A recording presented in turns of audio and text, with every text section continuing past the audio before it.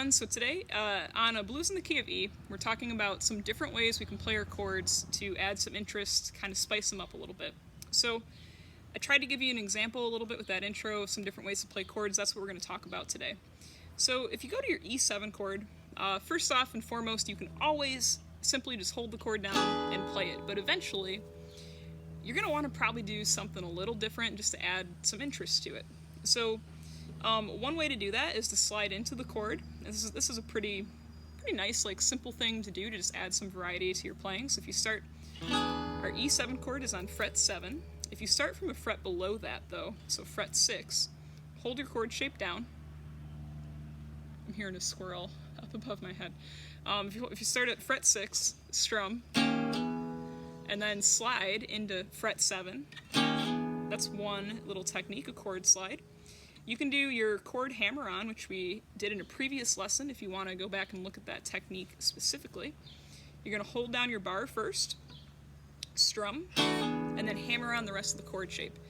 Now, to really make that technique work, you kind of have to first have a good grasp of how to do a hammer-on.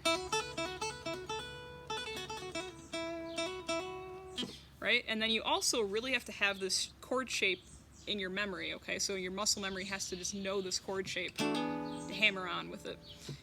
From our 5 to our 4 chord, so that technique, that chord hammer-on technique, might take some more practice. That's basically what I'm saying. From our 5 to our 4 chord, or B to our A chord, there's this cool little half-step walk-down we can do. Just taking the same chord shape from 7th fret, playing it as a walk down 1 fret at a time, so B to A.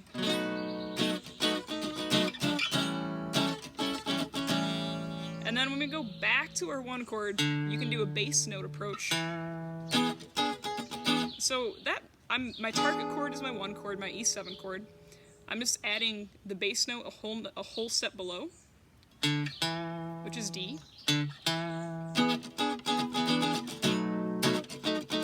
So again, that kind of sounds in context like this.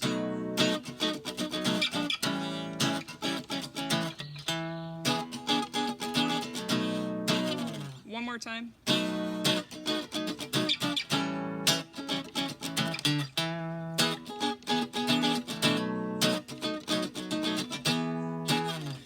Yeah, so you can always do like little approaches with bass notes as well. And for that, I'm really focusing on just playing that bass note and then adding the chord in after that.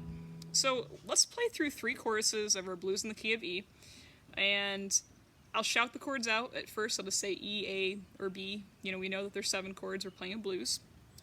And if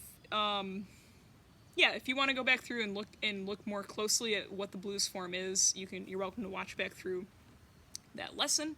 Just try to memorize the form, but I will shout out the chords for the first chorus or so, and we'll play through 3 choruses.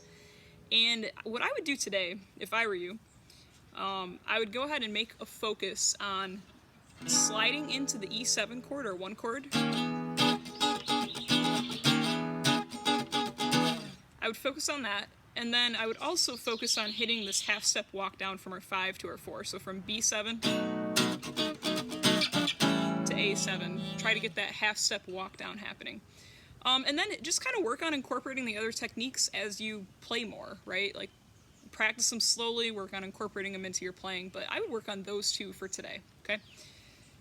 And if you already got those 2 together, then maybe you do work on the other ones, but I would start with those 2. So here we go. Blues in the Key of E, starting on E7.